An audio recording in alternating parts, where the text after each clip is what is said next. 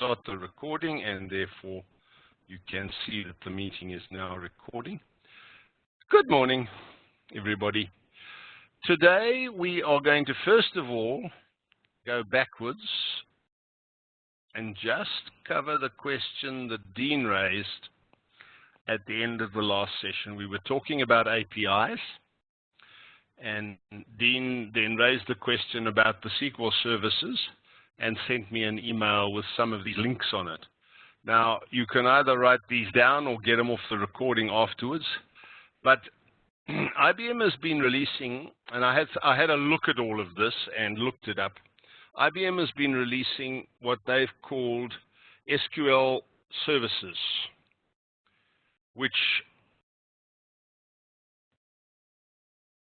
are in fact similar in a lot of cases to the APIs that have been available for quite some time. If you have a look at the list of current services, I think I can actually click on this and it will bring up, it will actually open up. Yes, it does. Look at that. It's very clever. These are SQL services.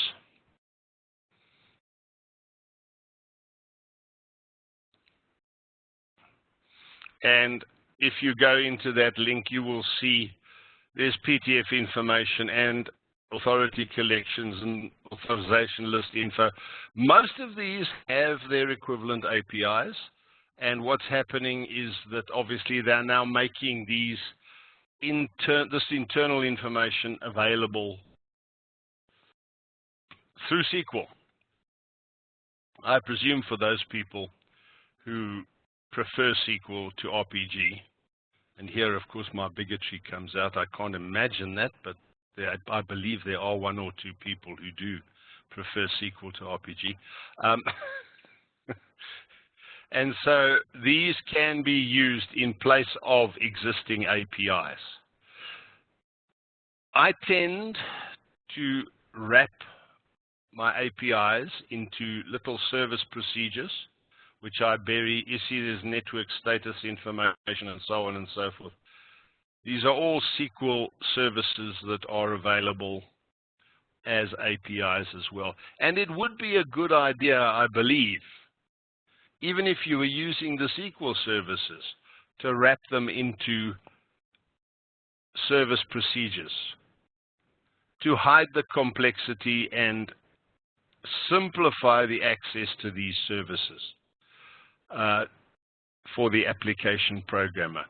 So these services are available. And the other thing that Dean mentioned, where I've just got to look here, okay, this is the QSYS object statistics. There it is, select star from table object stats, mylib val as X. Now, I don't know how that works, and I wouldn't know how to use it if I embedded it into an RPG program, but I'm sure that if I ever wanted to, I'm sure somebody would help me out with that lot. There is also a lot of database information that you can query out of the system catalogs, which are available in QSYS User 2, I think. They all begin with sys. The sys triggers contains trigger definitions, and you can see them listed on this PDF document.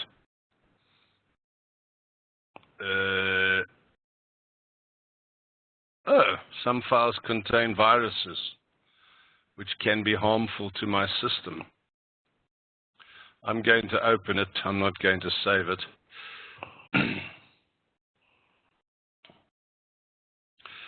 This is a list of the DB249 catalogs. These are tables and indexes and views around a set of files that contain an enormous amount of information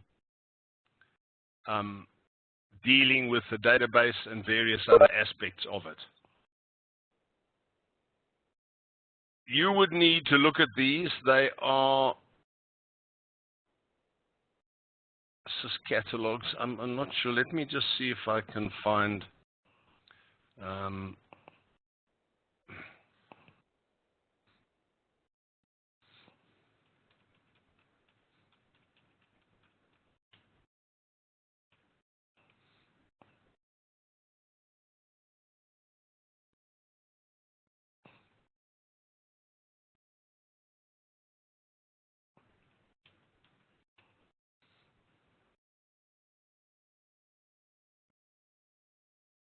I think it's QSys2 if I'm not mistaken.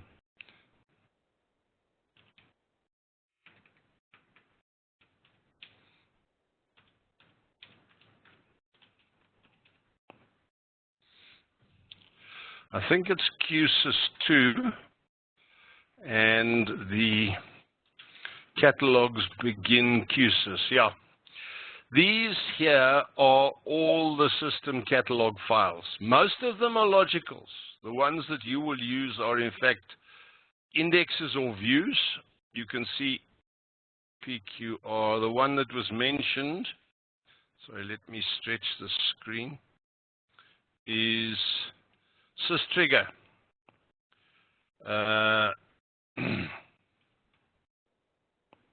This is the trigger catalog file.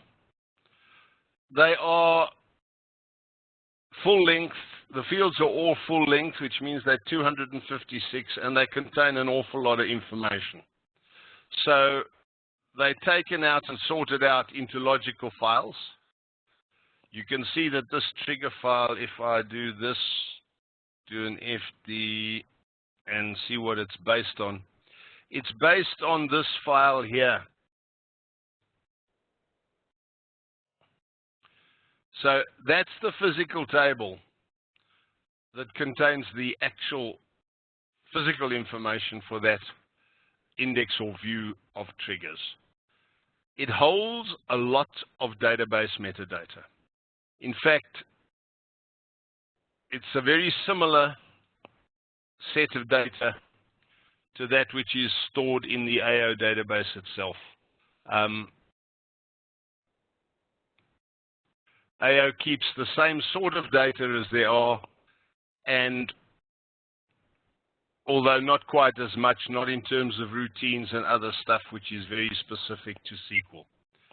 So this is the answer to the question as to the SQL functions that also provide the capability that the APIs do. As I say, I know very little about them, but there the information is, and that you can take and have a look at that for yourself. Have a look at them. You may or may not be able to use them depending on what your application desires.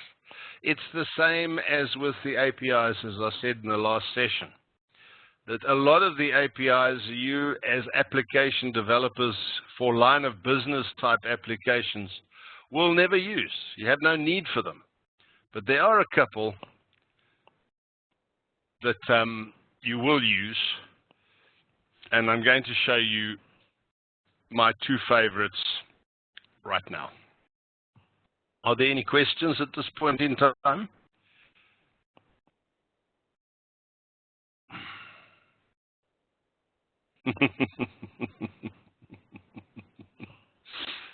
Right, we're going to look at two different types of objects. They've been around for an awfully long time, and people have tended not to use them because of a lack of knowledge, maybe, but of nervousness about how to use them or what to do with them.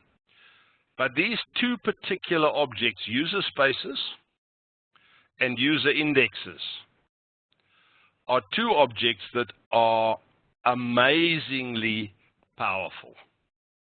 Oh, okay. Dean, just give us an indication. Are you happy with that particular response I put up on the screen there?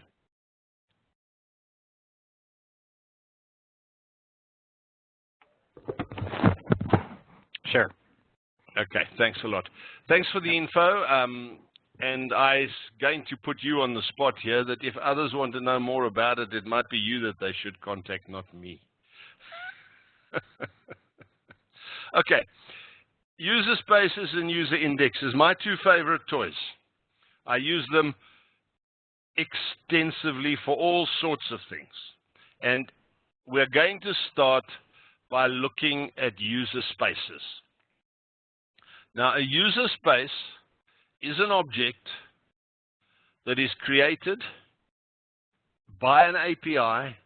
They are managed by an API, and they're manipulated in all aspects by APIs, i.e. there's a set of APIs that allow you to manipulate user spaces. You don't actually have a direct access from RPG or from an RPG opcode to process user spaces directly. But to define what a user space is, and I'm going to see if I can find a definition of a user space. I'm going to look at this, and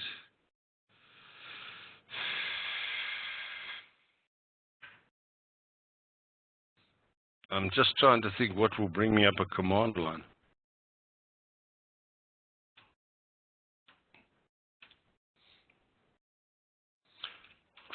Open files. No. There used to be a way to do this, but I can't remember it offhand now. Most of the time, I will create user spaces in QTemp, simply for the reason that they are used as temporary objects. And by putting them into QTemp, they're available to the whole activation group, in fact, to the whole job, because QTemp is a job-orientated library. So they're available to QTemp, in QTemp, to the whole job. They automatically self-destruct at the end of the job. You don't have to clean them up, so they are quite nice. Now, the big thing is for you to try and imagine, to begin with, a user space, because it's important to have a mental image of what a user space actually is. I'm going to go to the API while you're thinking about a space, because that's exactly what it is. It's a space containing a string of bytes.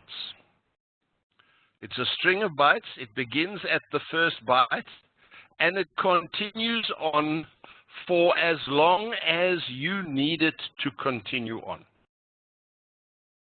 It is a string of bytes in a user space, and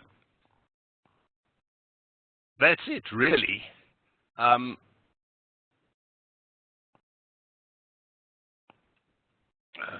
Sorry.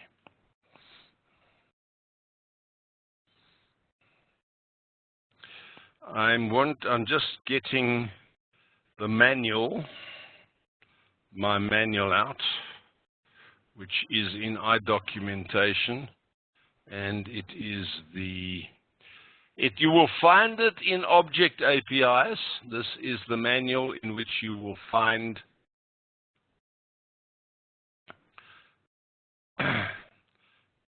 under Object APIs, you will find the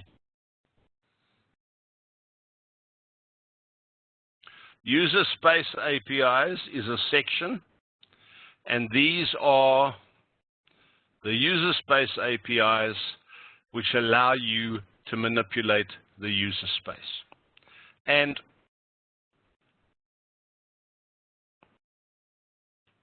the APIs that are most used are the first one, create the user space. You can create a user space in QTemp. You give it a name like all objects. It has a USRSPC type or type, and you can give it your own attribute. So you're creating a space, and when you create that space, you determine the initial size of that space. And we are going to look at the Create User Space API, and we're going to look at the parameter lists. This parameter list is, again, in line with the standard API parameter lists. By the way, I've checked. These APIs don't have the equivalent in the SQL services. Not yet, anyway. They might at a later date. This parameter list drives the Create User Space API. You need to provide as input, you need to provide a 20-character qualified user space name. The first 10 are the library, the first 10, let's do it here. The first 10 are the name of the user space,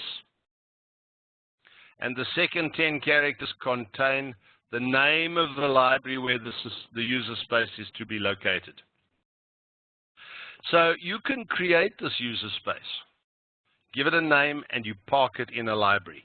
If you park it in a library other than QTemp, it becomes a permanent object. And in some cases, it's very useful to have a user space, which is a permanent object. What you use it for will determine where you want to put it. And unfortunately, what you use it for is limited by your imagination, which is why it's important to understand what the user space actually is. Right, the next parameter is the extended attribute. I don't use this. For a physical table, for example, we have a name, we have its type, which is star file, and we have an extended attribute, which is PFDTA, for example, data file. For a user space, we have a name, we have a type, which is star USRSPC, and we have an extended attribute. If you want it, you define the extended attribute on creation. You could call the extended attribute PFDTA if you wanted to. You have a choice as to what the extended attribute is going to be. I never use it. Here we determine the initial size. Now a user space can be a value from 1 to 16 meg. The biggest size for a user space is 16 megabytes. Generally speaking, we don't create user spaces that big because that's a waste of space. We create a user space to be approximately the size we're going to fill it up with. But there is something which I will come to just now, which makes this much more dynamic. You can set the user space to be dynamic. And when you set the user space to be dynamic, it simply grows to accommodate your requirements. To this day, after 40 years of working on this machine, I still do not understand how they do that. It's incredibly clever. It's done below the machine interface. But if you want more space, you get more space. And I will show you, you will realize how incredible it is when you begin to see how the space is being used. We also have an initial value. You can give your user space an initial value. IBM recommends that your best performance is if you set it to binary zeros. I have no way to prove that at all, but you have to have one character which is iterated throughout the initial size. You can provide a public authority for this, i.e., what is the public authority? Typically, if it's in QTemp, the star all. If it's a permanent object, then it will be subject to authorities like all other objects on the system. And you can give it a 50-character text description. That is the basic parameter list, or the initial required parameter group for the creation of a user space. And it will leave you with a user space object in the library at the size that you have defined for it. Optional parameter group 1 adds a couple of extra functions. Replace indicator. Let's scroll down to the optional parameter group 1. Replace, whether you want to replace an existing user space, no or yes, I should think that's fairly obvious. And then the generic API error code has been added to this as well to return errors if an error has occurred. The use of this error code we will deal with when we have a look at some of the actual code that is used to create these things. Optional parameter group 2, you can create a user space in the default domain, in the system domain, or in the user domain. There are certain limitations. I tend to just leave it. I ignore this parameter, and the system decides where to put it, because I wouldn't know what the real difference is between the system and the user domain, although I suppose I could experiment to see what differences you would get out of it.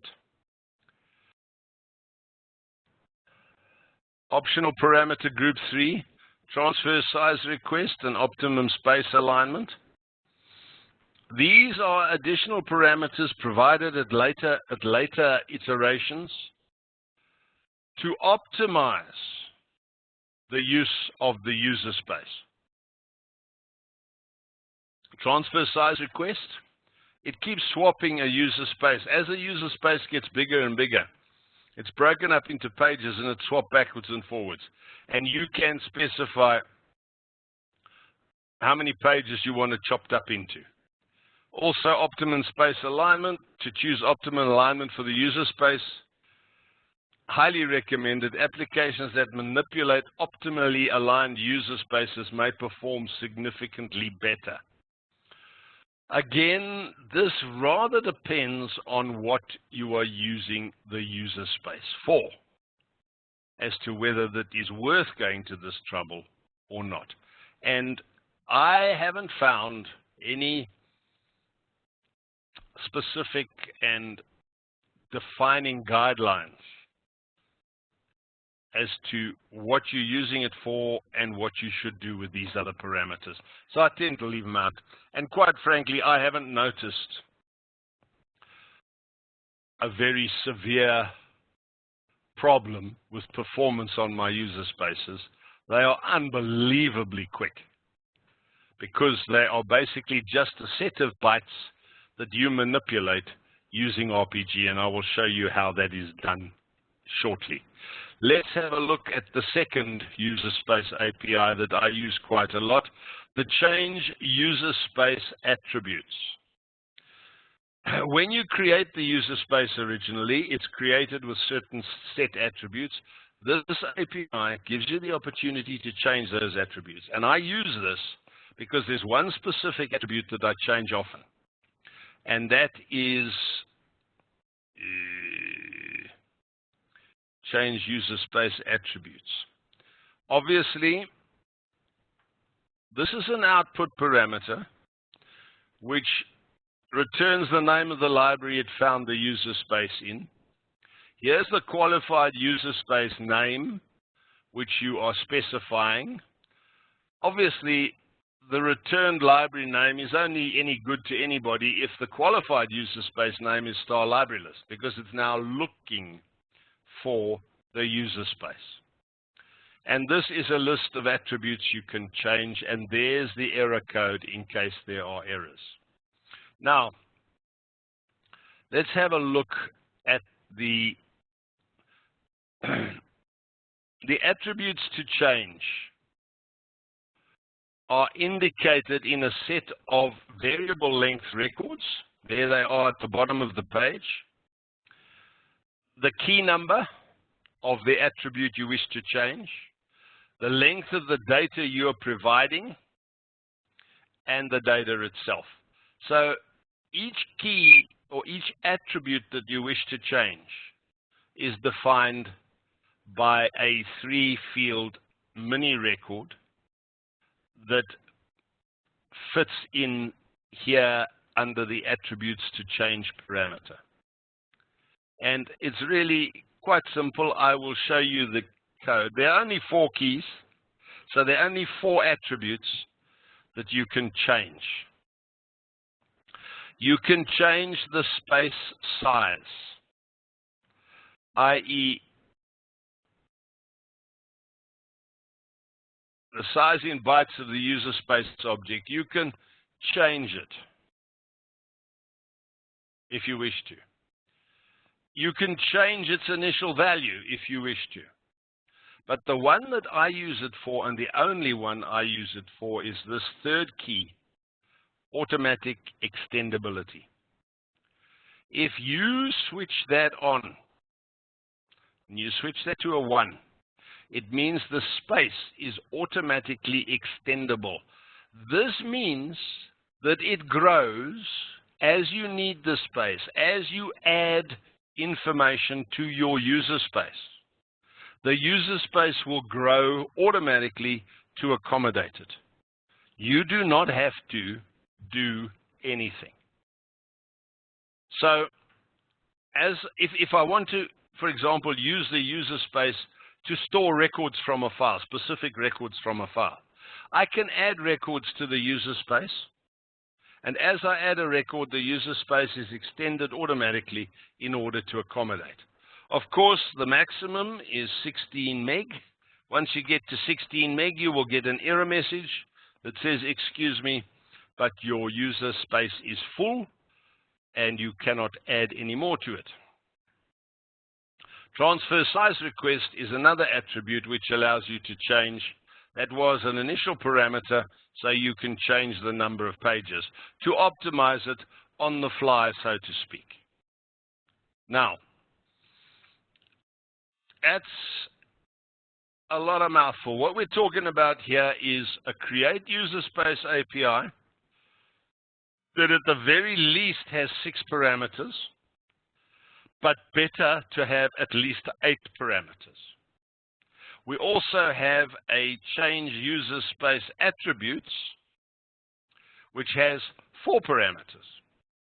And this can be a mouthful if you want to use user spaces on a regular and frequent basis like I do. I use them for all sorts of things. I use them to replace arrays. They are, I don't know, they are hundreds of percentage faster than arrays in terms of performance. I use them to store information, buffer records up. There are so many uses. They replace data areas. They can replace data queues. They can be used to store information or collect. There's an endless, absolutely endless list of uses for user spaces. And so what I'm going to do now is I'm going to show you the code which needs a little bit of attention and which I will make available as open source as soon as I have cleaned it up, because you will see when I show it to you, if I can find it, you will see that it is in fact doesn't conform to my naming standards, and it doesn't conform to my style of processing either, because these were tools that I built for myself and have not really been groomed for public consumption. But they will be, and I will make them available. Let's have a look at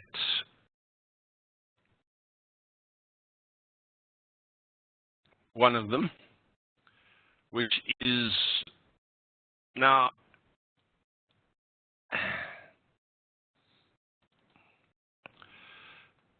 these are all modules bundled together. Actually, I have made these available. They might even already be up on the open source. Let me just check that, because I may have told you a lie.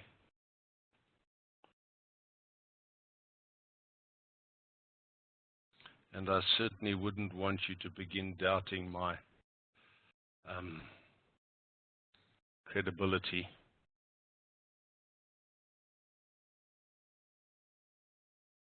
No, I had started preparing them, but I hadn't yet published them, which is what I will be doing shortly. Okay, forgive me for that, but I just needed to check. Right, This is a module called USI. The USI mnemonic is user spaces and indexes. It's got an @ in it, which indicates it's a module. It's called create user space, and it's part of a module. So this module is, in fact, the functionality that does a create of a user space. And you will notice straight away that both APIs are included in this particular create function. And this is why I tend to take these APIs and wrap them up to make them easier to use. Let's go through and see. This API is here. It's called create user space, and it only requires one parameter. It's a 10-character user space name. This create user space is going to create a user space inside the QTemp library. So in order to use it, I just need to provide it with a name. This command string, if I promise, by the way, I've just had a thought, I promise to publish this as an open source object, this command job, and I didn't say. If you catch me out promising things that I don't deliver, send me an email and yell at me, because I do have gaps in my memory sometimes. First thing I do is I check object to see whether the user space object exists. If it does exist, I am going to return this particular function. I'll talk about that function just now. If it doesn't exist,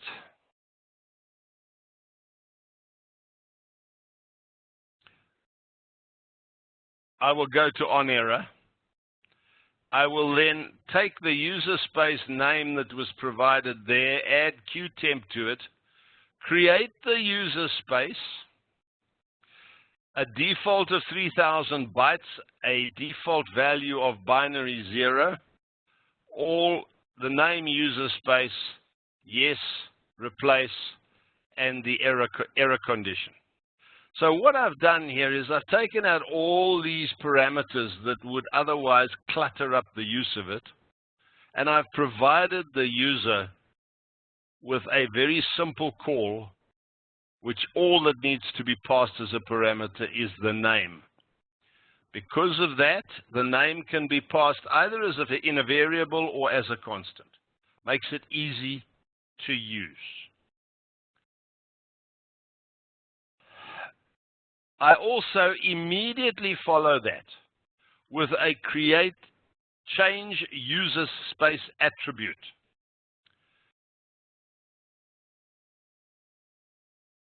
Because I want all my user spaces to be extendable. So the attribute data structure, which is there, is here. Number of records that I'm passing is 1. The key was 3. If you remember, that was the key of the extendable attribute. Data length of 1, and the data is a 1. So all that does is it switches on the extendable attribute of the user space. And that's pretty much every time I use the call. And I then return the result of that function. Now, this is the interesting thing. And this is something that once you get the hang of this, you are going to understand how simple user spaces can be to use. I'm going to switch back to this here, and I'm going to refer to the third API. The top 3 are in green because these are the ones that I use most. The bottom 4, delete user space, change user space, retrieve user space, and retrieve user space attributes, are not required if you are using user spaces inside RPG. If you are using user spaces in CL or in C or in Pascal or in any of those other languages, then you cannot directly manipulate the user space. You have to use these last 4 APIs to manipulate the user space. But using RPG, you can manipulate the user space, and you only need these 3 APIs. The third one is to retrieve the pointer to the user space.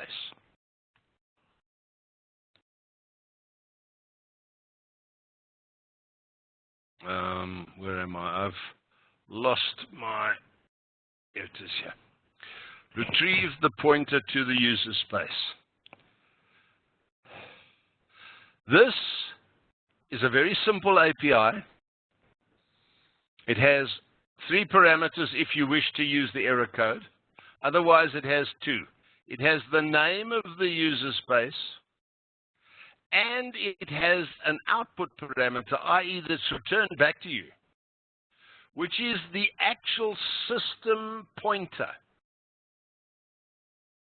of the first byte of the user space. Now, I'm going to repeat this, and you must listen hard, please. What this API does is it looks up the user space that you specify in parameter 1, and it returns to you the system pointer address of the first byte of that user space.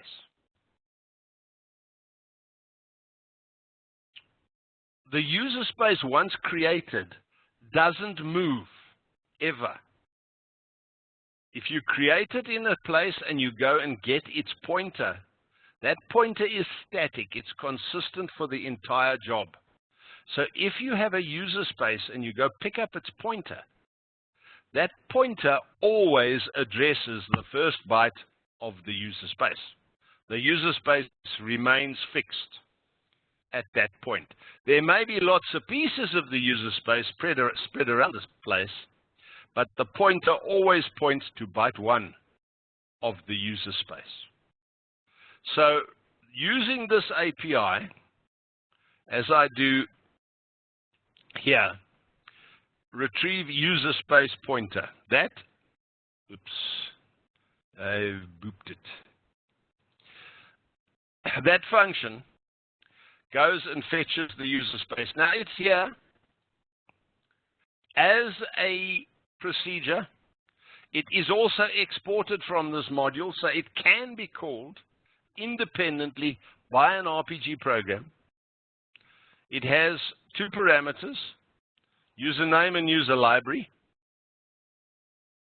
because this one was written to return the pointer of a user space in a particular specified library. However, notice this parameter is optional. If you leave it out, palms is 1. The assumption is made that the library is qtemp. So you only need to specify the user library if it's not qtemp. That's how this procedure was written. So if you retrieve user space, it will return, there it is there in the parameter interface, it will return the pointer to the first byte of the user space. There it is, return USP, which of course will return the user space pointer as part of the create user space, because create user space is a function, and it returns a pointer. So when you use this API, it will create the user space, replacing any user space of the same name that is there. It will extend the user, make the user space extendable, and it will return you the pointer of the first byte of the user space. Now that's all done in one simple call, and if I can find my code, which I did get out a little while ago, here is the first example. Now, I wrote this for the previous course, and so I'm using it here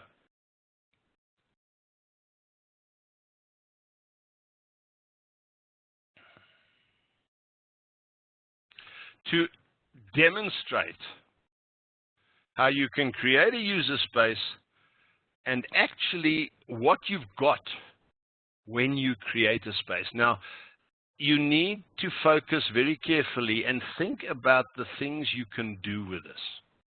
Here is, remember, the create user space has been wrapped up in a service program. It's been part of my service program library forever. I never build a user space using the full APIs anymore. I define the create user space as a prototype that returns a pointer, and I give it a name. So, by the way, this code is really just bits and pieces to illustrate it. It doesn't do anything exciting. That line of code there, USP, user space pointer, which is that variable there, is populated by a call to the create user space with a parameter test US. That's the name of the user space that I'm creating. So that statement will create a user space called test US in Qtemp. It will turn on the extendability flag for that user space, and it will return the pointer of the first byte of that user space to my RPG program in the field called USP. Now, this is why I like using APIs with RPG, and particularly user spaces with RPG. Because here, I have created a data structure. It's 65K long, 64K long. And it's based on USP. Now, this is why I've harped so much on pointers up to now. Because the pointer functionality that is built into RPG is the greatest thing since Polony was invented. You can do many things with pointers, but the one thing that gives pointers a true power is using it with user spaces and user indexes, because the whole process is unbelievably quick. So what I have done is I have created a space inside my program that is 65,535 long. And I have based it on the user space pointer. What does that mean in real terms? Remember, I've created a user space. It initially is 3,000 bytes long, and it's initialized with binary zeros. I now have a pointer to the first byte. I take this data structure and I base it on that user space pointer. What I'm doing is I'm overlaying this data structure onto the user space starting at byte 1.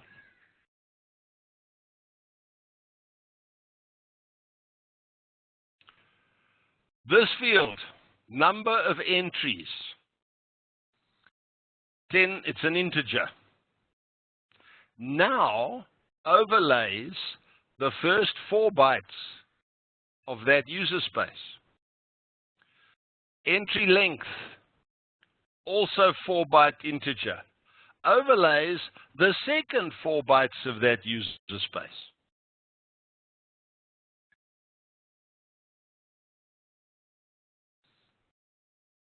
I'm going slowly so you can think, and if there are any questions, please ask them. I could just as easily make this 8 bytes long, or in fact, take out the length altogether. It actually doesn't matter. By putting 65, 7, whatever it was that I had in there, I can't remember what I had in there, 65,535, by putting that, I am reserving that amount of space inside my program because that's the size of the data structure. But I don't need that space inside my program because I have 16 megabyte in the user space, which is outside my program. So I don't need that. I need a data structure, which you can see there, that is overlaid 2 4-byte integers on top of the beginning of the user space because it is based on the user space pointer. I don't know where that user space is. I know it's in QTemp, but whereabouts specifically in the memory or in the disk or anywhere, I don't know where it is. But I don't care. I have a pointer to it. And that's all I need to know from an RPG perspective. That pointer tells me where my user space is. And as long as I guard this pointer and don't change its value, I can always find the beginning of my user space. This one. If I create 6 user spaces, which by the way, somewhere in the AO product, there's a program that creates 14 user spaces all at once. You obviously have to have the pointers at different names. Otherwise, if you have the same pointer name, it becomes very difficult and confusing, and I hope that I do not have to explain that to people who are listening to me today. Because if I do, I'm very worried. Okay, we have one user space. It has a user space pointer, and I've got that little data structure overlaying that with 2 4-byte integers. Now, this particular example is going to load entries into the user space. The number of entries is unknown, but I do know that each entry will consist of element 1, element 2, and element 3, defined such like. Please understand this is a completely arbitrary thing, but if you start thinking about this as an array made up of 3 elements, you're talking a 2-dimensional array that we're going to put into this user space. Now, once you understand this user space,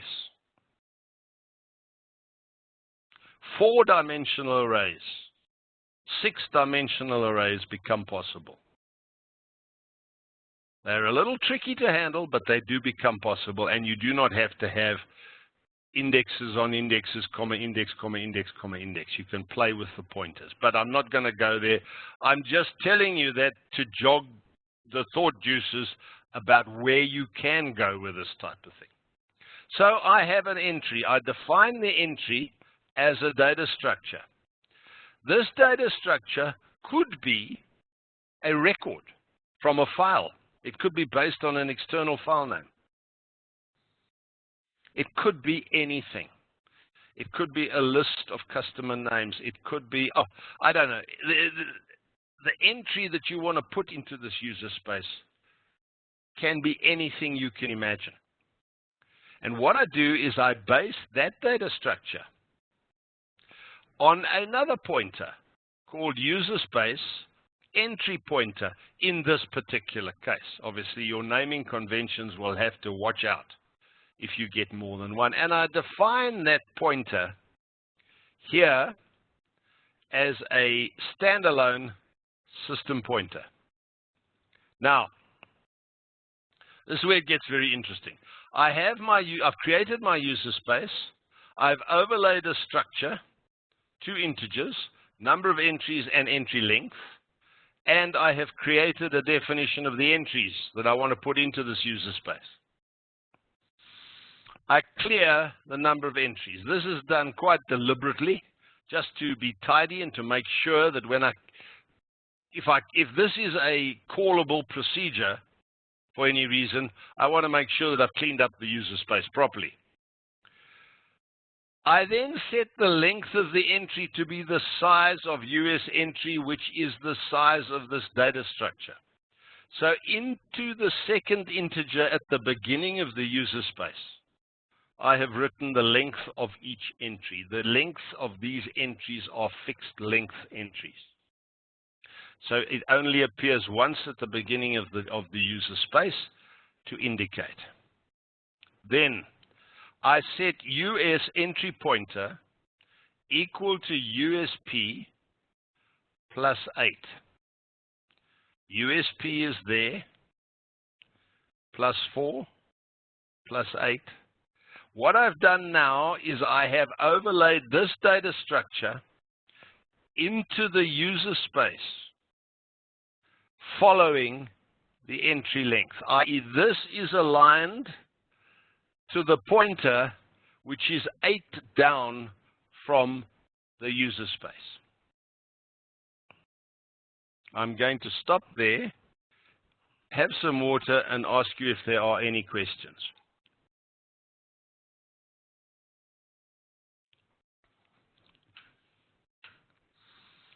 Okay. No immediate questions. Either you're completely horrified, or this is hopefully becoming rather interesting. Let's look at what happens next. I need to load elements into this user space. So what I did, just for fun, is I created a loader procedure. Now, this loader procedure can be anything. It could be in this program, it could be in another program, it could be in a procedure or a service program. It could be one of these enterprise services that I've been talking about. It could be just about anything. But its task is to go and get element 1, 2, and 3 for a particular whatever and load it into the user space.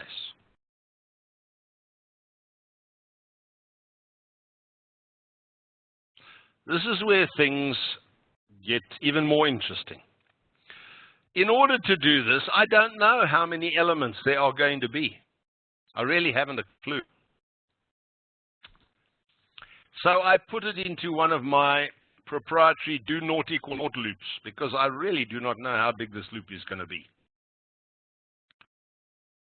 I then have an indicator on the loader.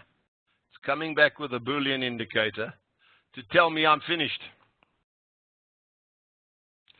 So that gives me the answer. When the loader has not found any more elements to add or any more entries to add, it'll come back with an indicator that will say to me, there are no more. It'll switch the indicator off. So indicator on will be there is one. Indicator off means there isn't one. So if not loader, leave end if, and I will leave and get out of the whole program down to the bottom. However, if the loader comes back and says, I got one, what will it have actually done with it? And this is where it becomes fascinating. I pass US entry pointer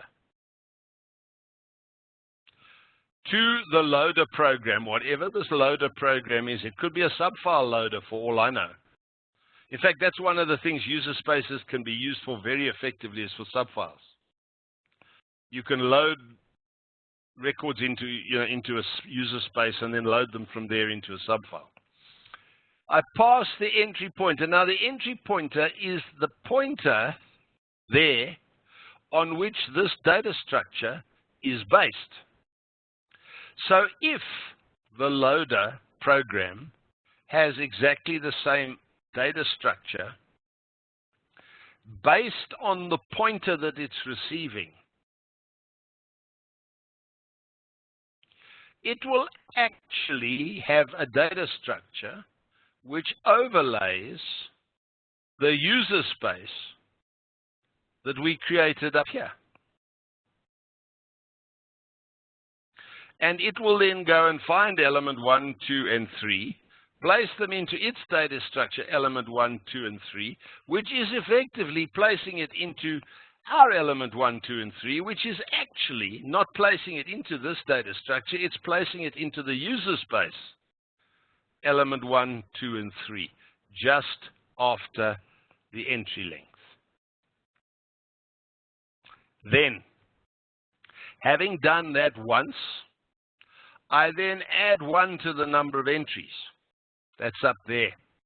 That's the first 4 bytes of my user space now contains a 1. To say that in this user space there is 1 entry. I then bump this user space entry pointer, this pointer here, I bump it by the entry length there, which I established here, which is the size of this data structure. I.e., what I'm doing is I'm moving this entry pointer down by the length of the entry I've just added. 15 packed is 16 is 8. 9, 10, 11, 12, 13 plus 7 is 20. This data structure is actually 20 long. So I'm adding 20 to the entry pointer, which means I'm moving the entry pointer down to the byte following the first entry. And then, of course, I will loop back and do it again, and the loader will now get a different pointer. It will be a new pointer, which is 20 down, but the loader will continue to load its 3 elements based on the pointer that it's just received.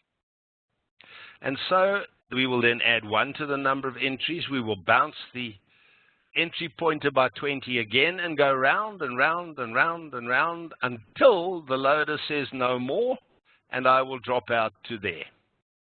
What I've done is I've created a set of entries in a user space. And the only thing that tells me how many there are is that field there. And they're in the user space.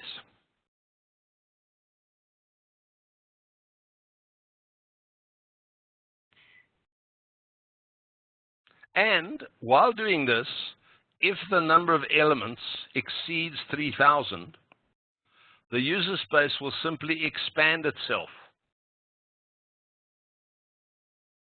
to accommodate anything in excess of 3,000, which was its original size. And that, I don't know how they do it, but they do, and it works. So this is a piece of code that populates a user space with a set of entries consisting of 3 elements.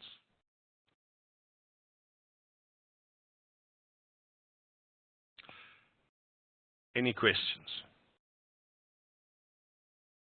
Can you see this is going to be useful?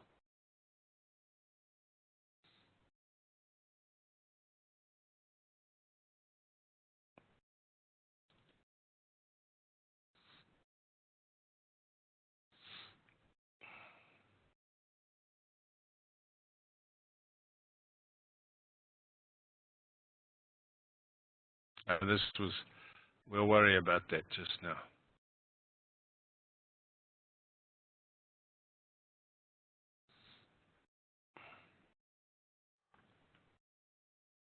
Okay, so the next question, the one I was expecting, which I didn't get,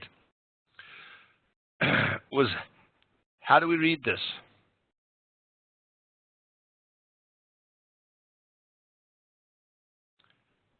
Now that I've used this procedure to load these elements into a user space, how do I read it? How do I process these elements? How do I deal with them? Now, because modernized RPG code is made up of smaller components,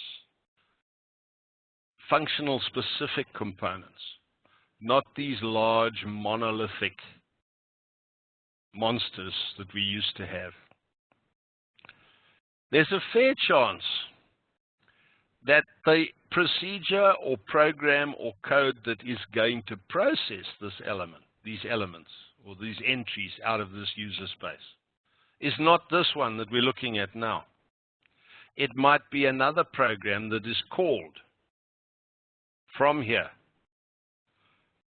Or it might be 4 programs down the call stack. And it might also be a program in another activation group altogether.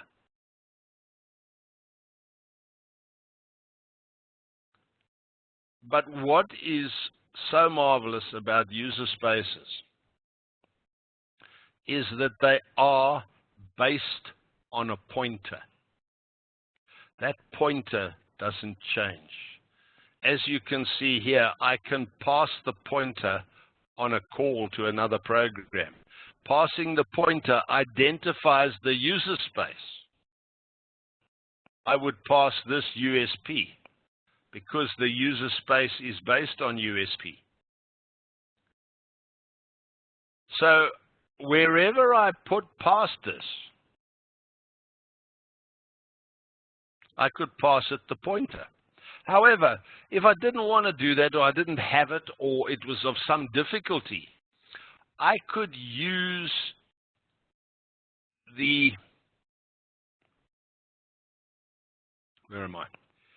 I could use the retrieve pointer to user space to go and get that pointer, as long as the program that I call knows the name of the user space.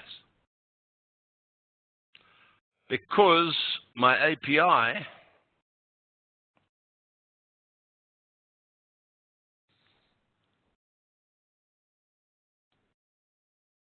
the create user space API also has an embedded retrieve user space pointer.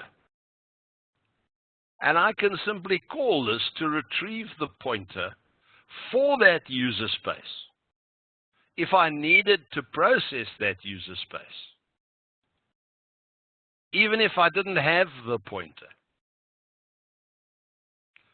So the pointer gives me access to a named user space. I just have to know the name, or I get the pointer passed to me as a parameter. Now, I'm just going to stick into the bottom of this thing. I'm not going to be too fussy about it, but the question, how do we process this user space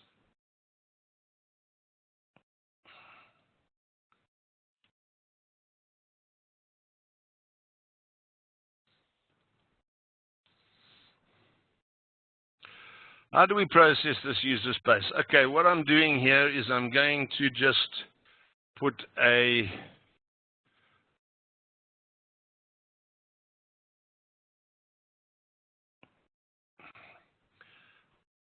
little monitor group, and I'm going to make this, copy this, and make this just a divider so that I'm simply using this source to write code, which could be a procedure in this program. It could be a service program procedure. It could be anything. But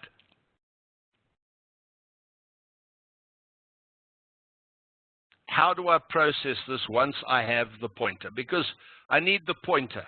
That's USP. I've got the user space, number of entries. How do I process this? Oh, I must create for myself. Always when you start doing this, a standalone I field, index field, which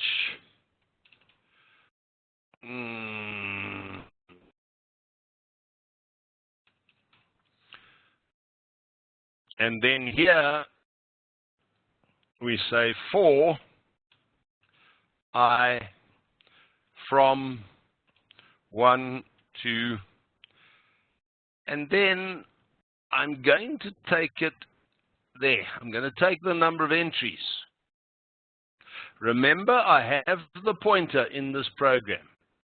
Therefore, number of entries is the first 4 bytes of the user space, and by definition contains the number of entries in the user space.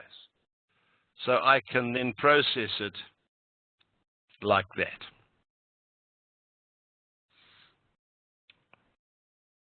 For I, equal 1 to number of entries. And then, of course, here at the bottom is an end for loop. And that essentially is the method by which you deal with this. It's very simple. What you are looking at now is the first thing you do is up here, before you go into the for loop, you take the entry pointer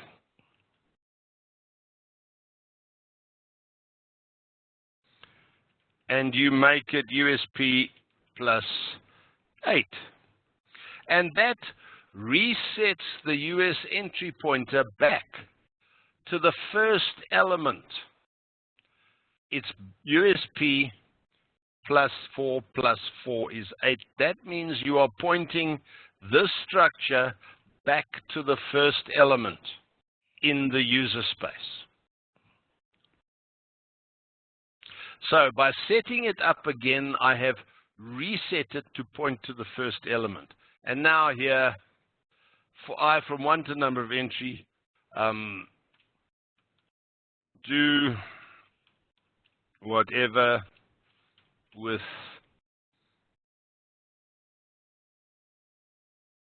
the entry, the user space entry.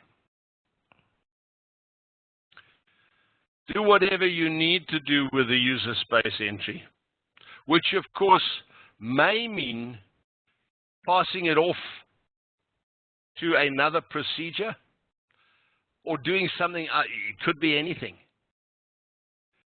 Then what I need to do is I need to do this.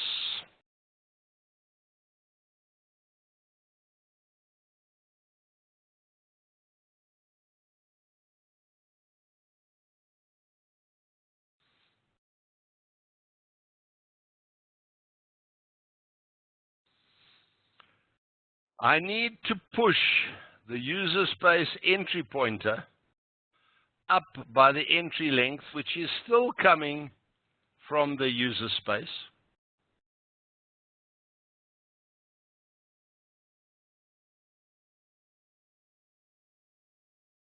And that is the end of the processing section of the user space.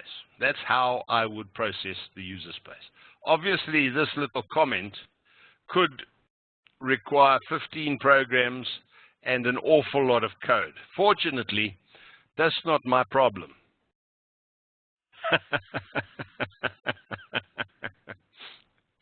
Thank you, Dean. That's what I was afraid of. It does make sense when I'm explaining it. I would very much like you, if you can pick a moment as soon as possible to do this for yourself. Find something. I'm going to just talk a little bit about what you can do. So this is the processing of the user space one entry. If I don't have that, because for some reason I wasn't past it, then all I have to do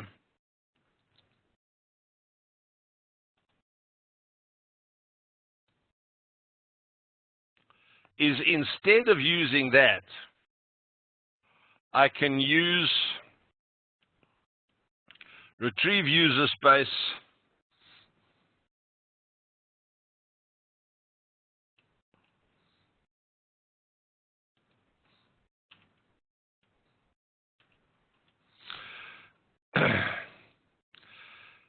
That gives me exactly the same result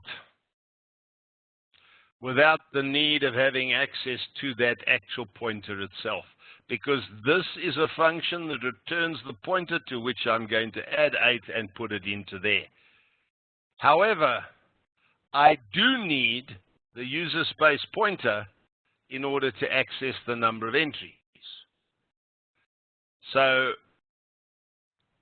the correct way of doing this would be to say the user space pointer equals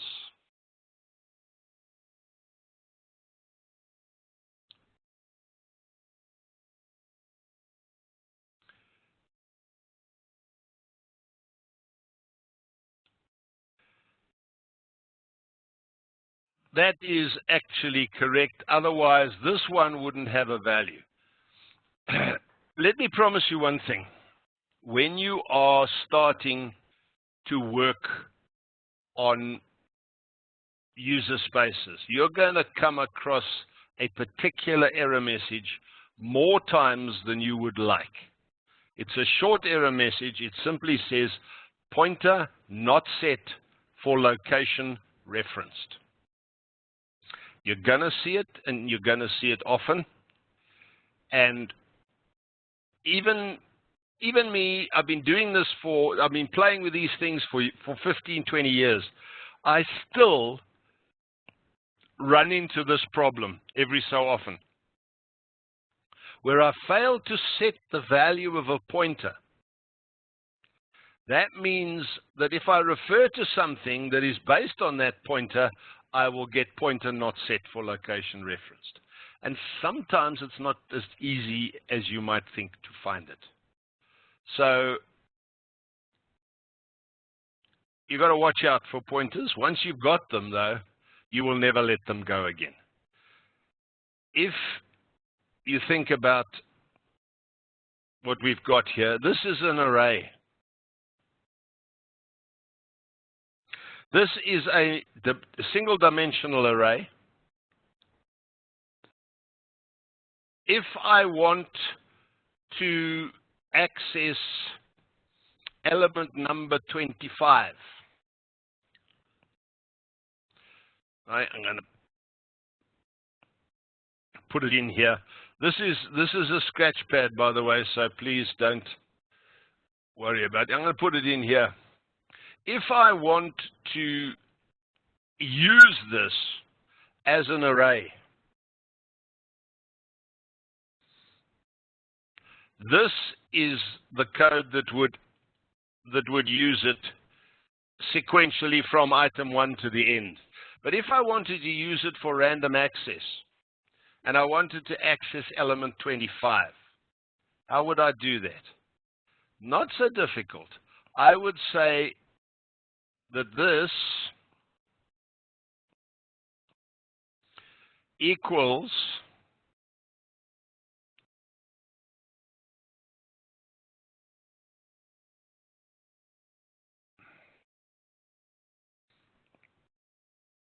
$20, which is the length of the element, or preferably not 20 because that's hard code, and I don't like hard coding.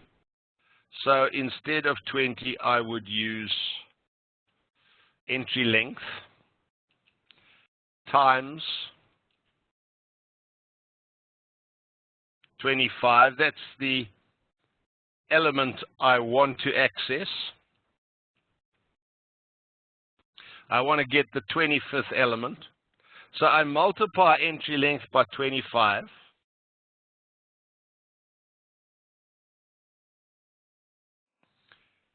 Plus USP plus 8. That statement simply positions the US entry pointer at the 25th entry.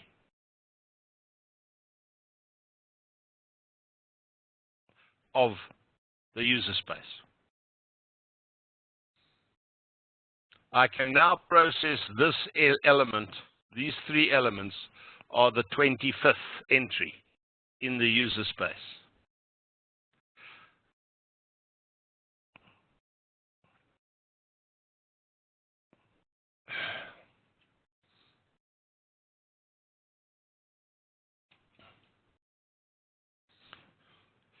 it's the third element. It can be used as a random access array by simply doing the necessary arithmetic on the pointers. It's very, very fast. If you have a lot of this to do, this is the way of doing it. You can populate user spaces with records or subfile entries. And you can scroll up and down those subfile entries by just shifting the pointers. 25 lines at a time, I don't know, 20, it depends how big your list is. But if your list is 15 lines long, you can scroll up and down your subfile in the user space by moving the pointer 15 times entry length at each time.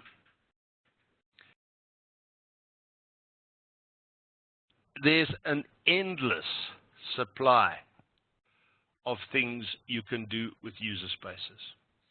I use user spaces to park information that I may want 5 or 6 or 10 programs from now. There's one particular functionality in AO which requires that I refresh the columns of a file. But I don't want to lose the key structures when I do that. So I use a user space and write key entries into the user space, delete the records, refresh them, and then repopulate the keys again. You can use it as a storage bucket for that sort of thing. You can pass information from one procedure, one program to another very, very easily. Instead of having long, complicated parameter lists on your call programs or call procedures, you can pass it through a user space. I use a user space in place of the local data area. I don't have to do any ins or outs on a user space. I just have to write stuff into it. As long as I've got its pointer, I can write stuff into it and it's updated immediately. I can then call 6 programs down and I can access that data just simply by setting the pointer. So the user space is an unlimited expanding space up to 16 meg. Now 16 meg is pretty big. You've got there is a limitation. I suspect in future technology releases, or whatever they're calling them these days, I suspect the size of that user space is going to increase. The next one we will talk about is user indexes, and that'll be the next session, and which is next Tuesday, by the way. Remember, we haven't got a session on Thursday because it's a public holiday in South Africa. The user indexes have a maximum size of 4 terabytes. So a user space, I can see that expanding to become also probably equivalent space size-wise. I'm just trying to think of just about the things that I use this for, but I use it for so many things.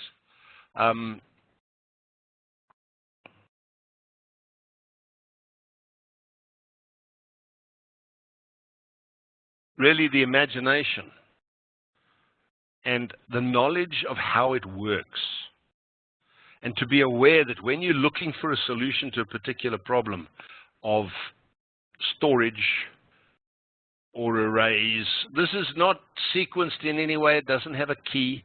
It is just a big empty space that you can manipulate and structure any way you want to. Let me show you something else very quickly on this piece of code. If I wanted to have variable length entries in my user space, i.e., each element could be of a different length, i.e., this particular structure is like this for some elements, but there might be an alternate structure for another element. There might be extra fields on other elements. There could be all sorts of things. So you have essentially a variable length element. What do you need to do to the user space to accommodate that? And this is the shocking thing. It's so easy. Let me show you. You take this line here and you move it.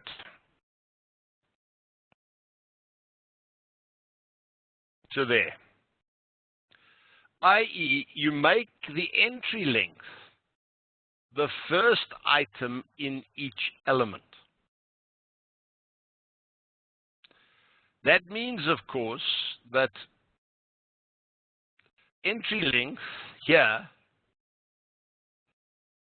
is not determined at this point by the size of US entry. So that would come out. I'm going to take that out just by making it a comment. The US entry pointer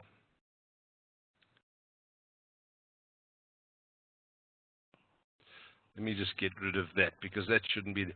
The US entry pointer becomes USP plus 4 because your number of entries is the only thing that's fixed at the beginning of the user space pointer. The entry length is now the first field, so entry length pointer is USP plus 4. The loader will get the US entry pointer, and the loader must actually not only populate the 3 or X elements, but it must also populate the entry length, because only the loader knows how long the entry actually is. And then, of course, this remains, because after the loader has populated the entry length, I can move the entry pointer down by this entry length, which is set by the loading process and could be a different length for each entry. Having made that change, I now have a user space that can handle variable length entries. Reading it,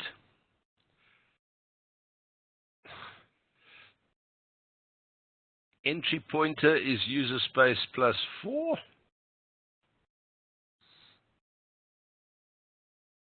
And that's all. Because that's the number of entries. The entry length, when I want to process the next entry, it just bounces up by whatever the entry length was, and it's variable, not fixed, because it changes for each entry. And you'll find a lot of these techniques are actually used within APIs, in other APIs in the whole process, because in fact, a lot of the list APIs actually produce the result in a user space. So to process that, you use a user space, and so you have offsets. You can reserve sections of a user space for fixed data and another section for variable data. This, by the way, here, where we were talking about using it as an array and random accessing that array, is not quite so easy. That would be user space plus 4, that would be user space plus 4, but this is going to be pretty difficult.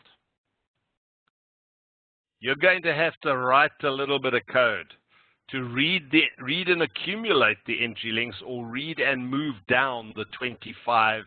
So these would be for loops. So if it's variable length entries, it's not quite as easy to actually process random entries.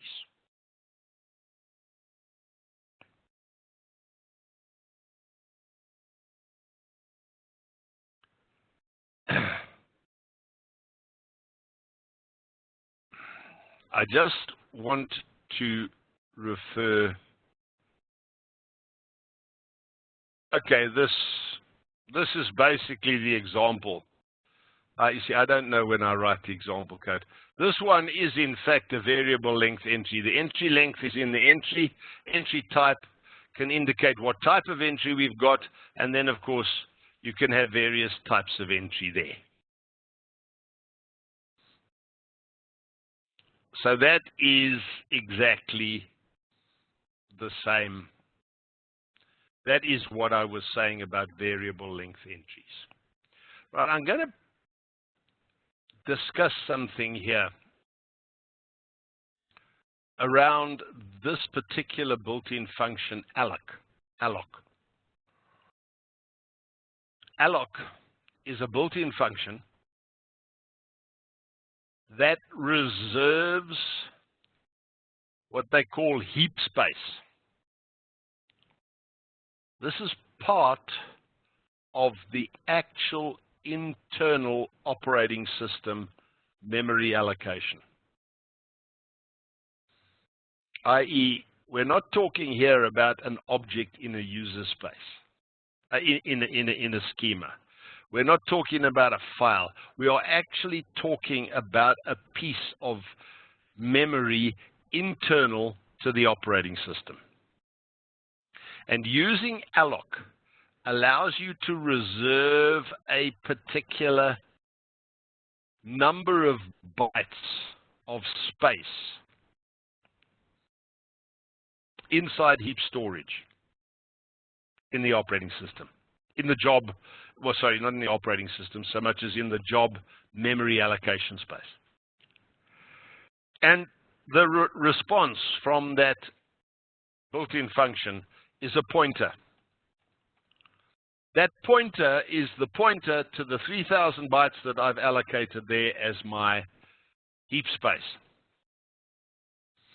And I can use that pointer to manipulate that space exactly the same way as I do with user space objects.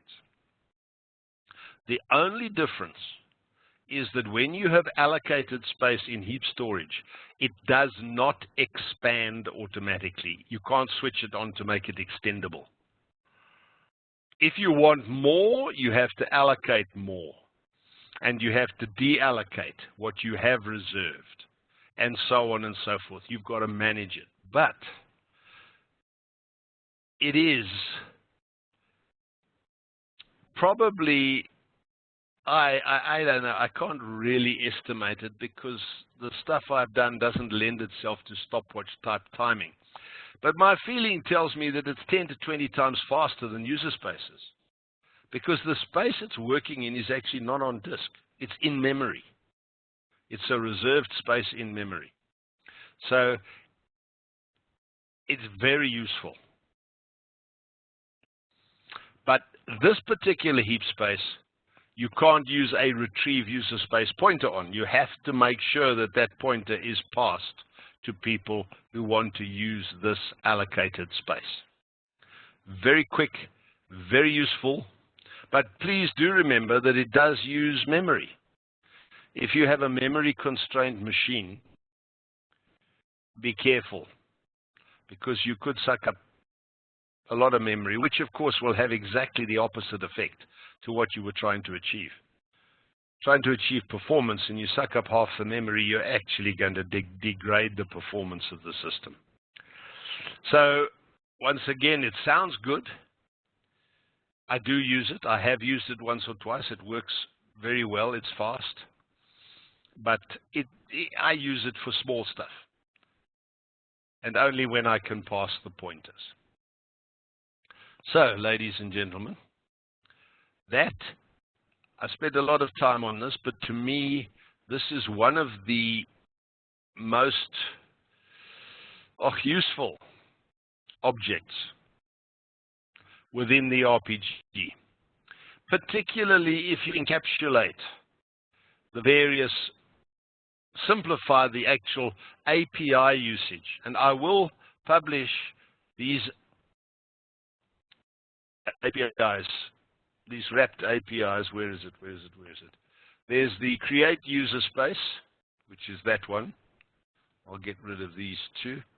There's the, in fact, I think that's the only one. Yeah, that's the only one that actually relates to the user space, because you can manipulate the user space from there on with simple, basic RPG and pointers. So it's just the create user space, which of course combines these two together, and the change user space attributes, and then the retrieve pointer to user space if you need to use it. You can, if you wish, use this API to delete the user space. You can change the contents of the user space using this API here. And this was this one here.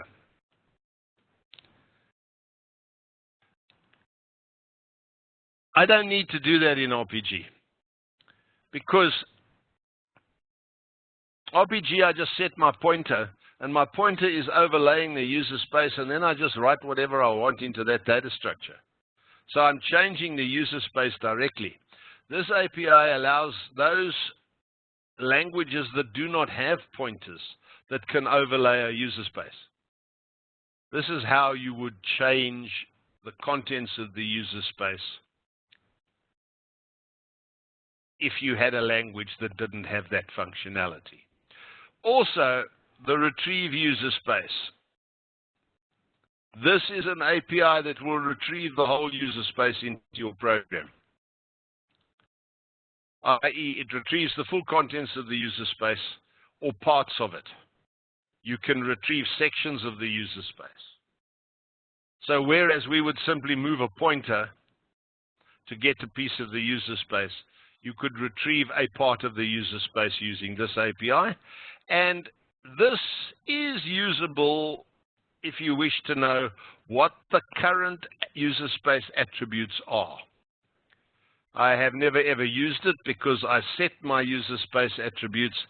I don't really need to know what they are. But there may be occasion when you are not aware of what the attributes are and you need to have a look. So those are the user space APIs. Going to repeat again. A user space is a long string of bytes. It expands as you need to put more stuff into it. How it happens, I don't know. It's a long string of bytes, and it is completely and totally user managed, programmer managed, i.e., you decide how you're going to run this thing, what you're going to put into it, where you're going to do it, and you can mess with it as much as your mind will actually accommodate. It's just a big bunch of spaces and a get a pointer. If there's one thing that I can say about user spaces that is a golden rule that you have to remember, it's not really you have to remember it because you can always get it back again. But try not to overwrite that user space pointer, that one that points to the beginning of the user space. Because if you do, and you want to recover it, you're going to have to go and retrieve the user space pointer again.